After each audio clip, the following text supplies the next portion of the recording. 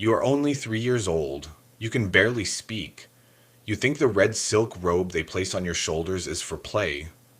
You smile, but no one else does.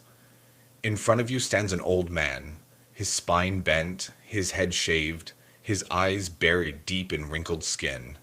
He is 70, and today he becomes your husband. The villagers call it sacred. The monks call it tradition. But your mother's trembling hands, they call it something else, a sacrifice. You are 3 years old. The wind in the village smells of roasted rice and incense. Your feet are bare, chubby, wobbling on dirt paths. You don't yet understand language, only the warmth of your mother's hand and the fear in her eyes. Around you the air shifts. Men in crimson robes chant in low tones, their voices like thunder under the earth. The village is preparing for something sacred, something that no one dares question. A monk, the elder of the temple, has spoken. He is nearing his 70th year. According to a centuries-old prophecy, he must marry a pure soul to fulfill his spiritual vows before he leaves this world. The purest soul is you. You're too young to speak for yourself, too small to resist. So they dress you in a silk robe the color of blood, paint your tiny lips with crushed flowers. You giggle at the tickle of a makeup brush, unaware that today you'll be called a bride. Your mother holds you tighter than ever before, not with joy, with dread. But she does not stop it, because stopping it would mean defying God. The ceremony begins at the break of dawn. Bells echo from the monastery tower, loud enough to drown out your father's silence. He is there, still ashamed, bowed. No one makes eye contact with the monk, not even the other monks. His head is bald, his skin like wrinkled parchment. When he lifts your hand for the blessing, his fingers tremble, not from emotion, but from age. And yet it is declared a holy union. There are no wedding vows, only mantras, no garlands, only ashes. They place a thread of gold around your neck, not as jewelry, but as a spiritual chain. The villagers cheer. The monks smile. Your mother cries silently into her sleeve. The monk ties a piece of red thread to your wrist and declares, "Her body remains a child, but her soul is now bound to the eternal." That sentence will follow you for life. Later, when the rituals are over and the guests return to their homes, you try to chase a butterfly, but a monk stops you. "Not anymore," he says gently. "You are a bride now. You must walk with grace." You don't know what grace means. You don't even know what bride means. But that night they shave your head, and childhood begins to slip away. No one remembers when this practice began. Some say it started during a famine when the monks promised divine protection in exchange for offerings of innocence. Others say it was a single monk, centuries ago, who claimed to see visions, visions that demanded a living marriage between heaven and purity. Whatever its root, the tradition has survived, passed down through scripture, silence, and fear. To question it is to question the divine. To challenge it is to invite misfortune upon your family, your crops, your life. So the elders call it a gift. The villagers call it honor. And you don't call it anything, because no one teaches you the words to name what was taken. From that day forward, you're forbidden to sleep in your parents' hut. You're moved to a small room near the temple, where candles flicker and the scent of incense never leaves. You begin to forget what it feels like to be held. At night, your tiny fingers trace the golden thread around your neck. They told you it was a blessing, but it feels like a leash. Morning in the monastery is not marked by alarm clocks, but by bells. Deep, thunderous bells that shake the stone walls and your fragile body awake. You are 5 years old now. You rise before the sun, not because you understand devotion, but because someone taught you that disobedience leads to punishment. not physical, but spiritual.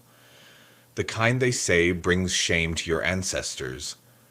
The old monk, your husband, no longer speaks much. He watches from a high seat as the younger monks guide you. Don't speak unless spoken to. Don't laugh. It is a sign of distraction. Don't run. Movement is for animals.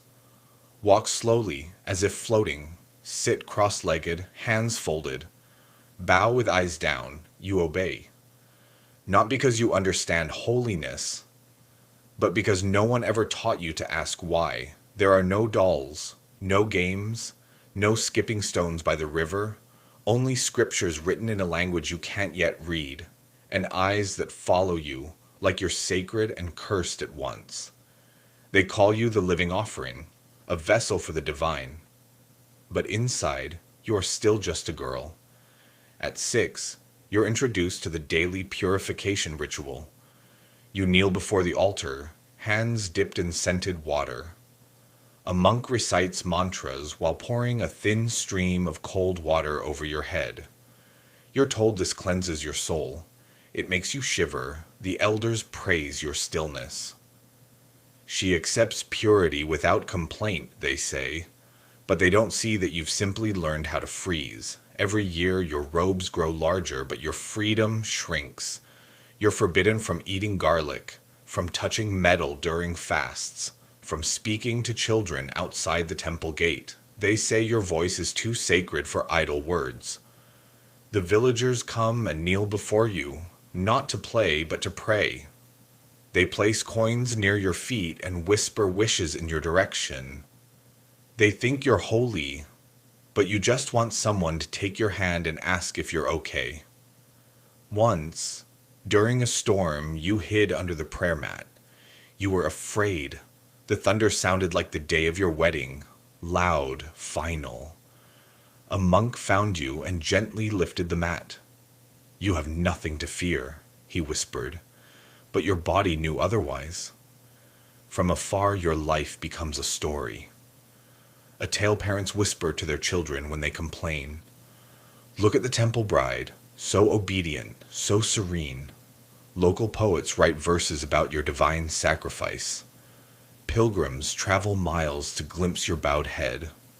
Some even bring their own daughters, hoping the monks will choose them next. Outside the monastery, people see grace.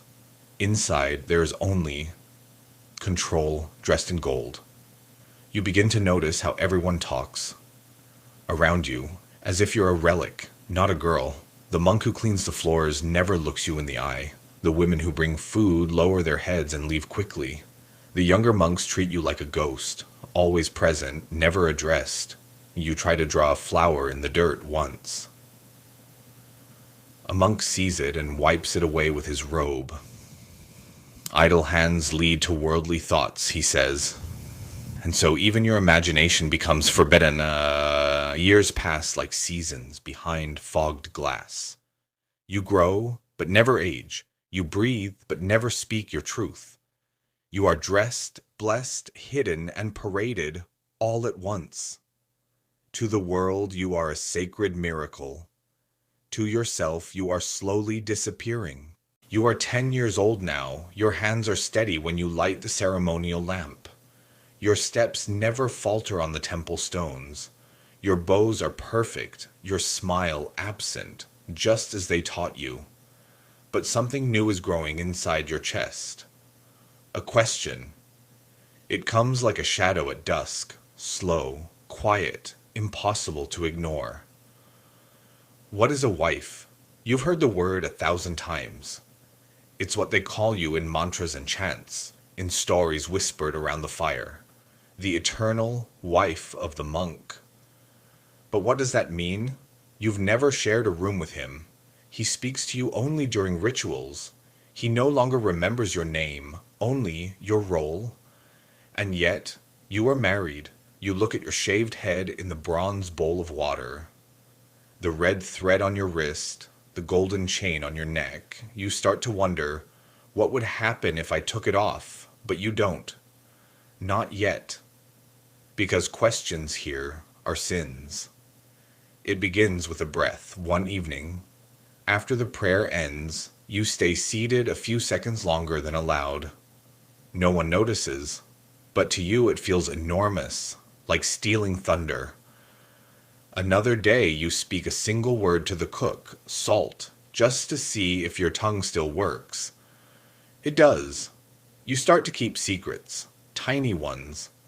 A pet beetle hidden in a leaf, a poem scratched beneath your sleeping mat, a torn corner of a comic book smuggled in from a visiting pilgrim's pocket. No one punishes you, but they don't need to. You carry the punishment inside, a constant battle between your silence and yourself. Your body is growing taller, your voice more curious, your mind more awake, and yet your world remains carved in stone. One afternoon, while dusting the prayer scrolls, you whisper to yourself, "This isn't who I am." But then the bell rings, and you bow again. You notice how they all watch you differently now. The villagers no longer see a child. They see a legend in the making. The monks no longer see a disciple. They see a symbol of their devotion. Even your own reflection feels distant, like someone else's life being worn like a costume. They've taught you that purity means stillness. But your body aches to move. They say holiness means silence. But your thoughts have grown loud. You start dreaming in color again. Dreams of rivers, music, laughter. In one dream, you are dancing barefoot in the rain, your golden thread trailing behind you like a ribbon of fire. When you wake, your pillow is wet, not from rain, but from tears. You want to ask, is God watching me, or is everyone else pretending to be him? But there is no one to ask, only scriptures, only rules, only eyes. So you hide your rebellion behind perfect posture, behind folded hands, behind a veil of obedience. You have learned something powerful. To survive inside a cage, you must become the silence they want, while protecting the voice they fear. You are 13 when the monk dies. It's a quiet morning, too quiet.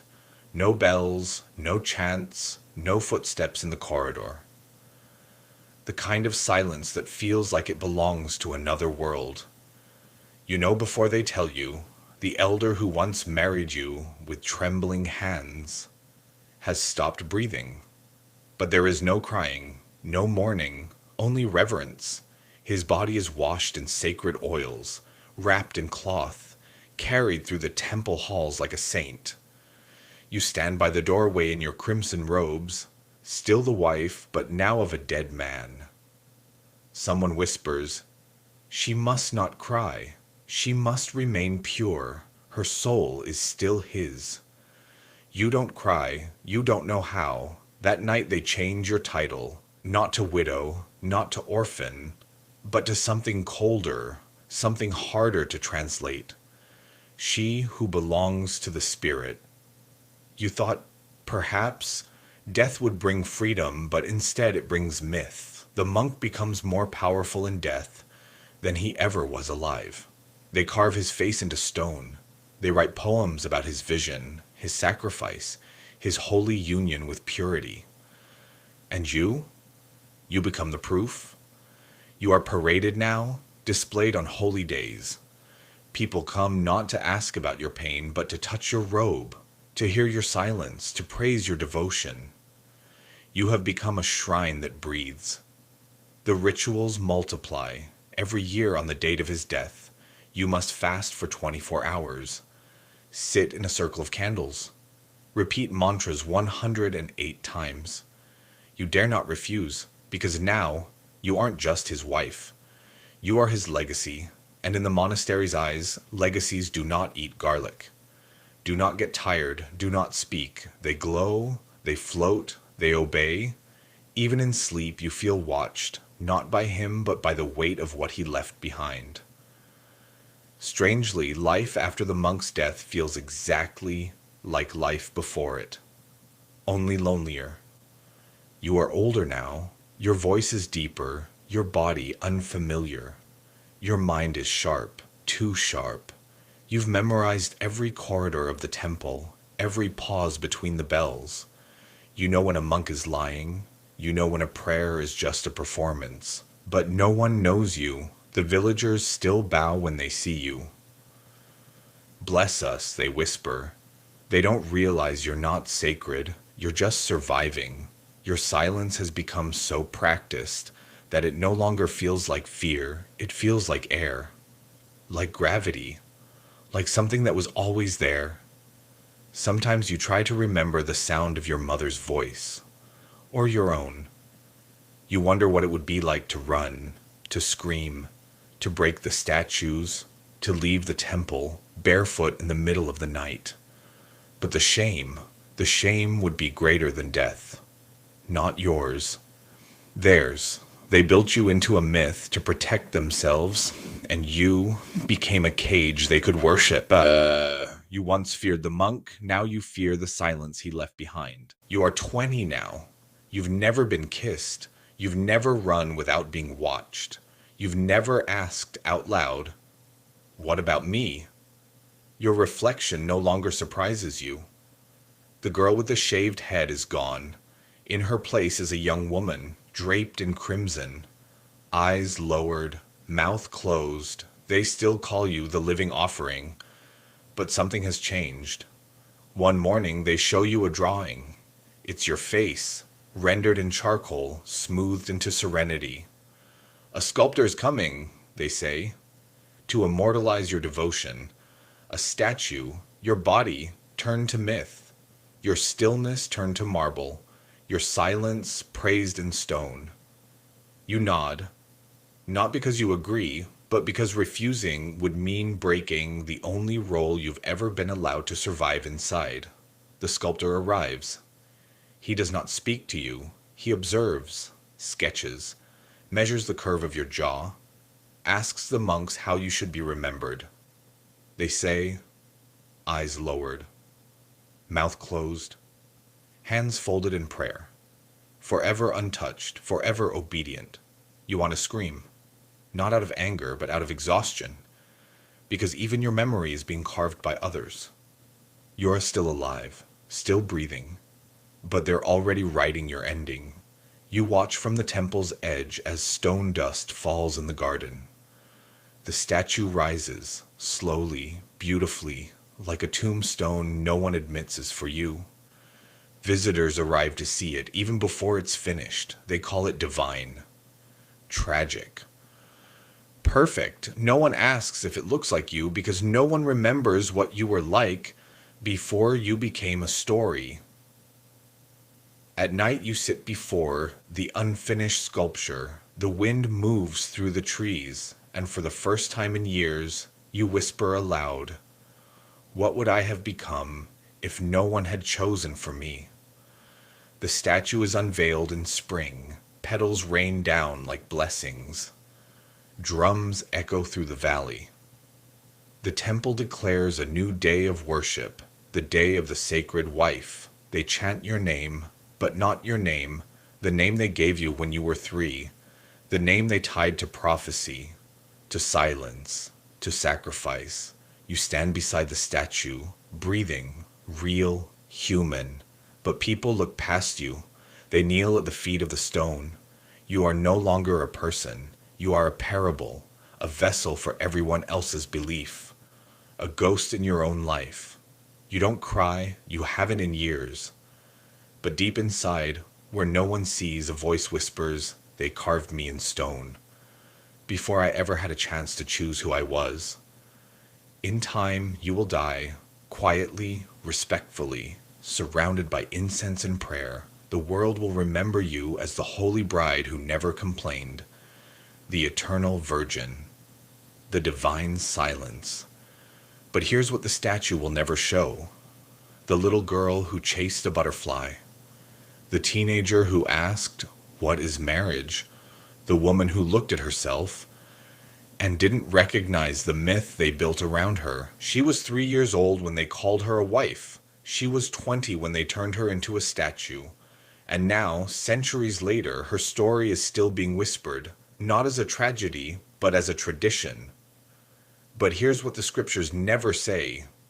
She never had a choice. She lived in robes of red, surrounded by silence, mistaken for a saint, when all she ever wanted was to be seen as a girl, not divine, not pure, just human.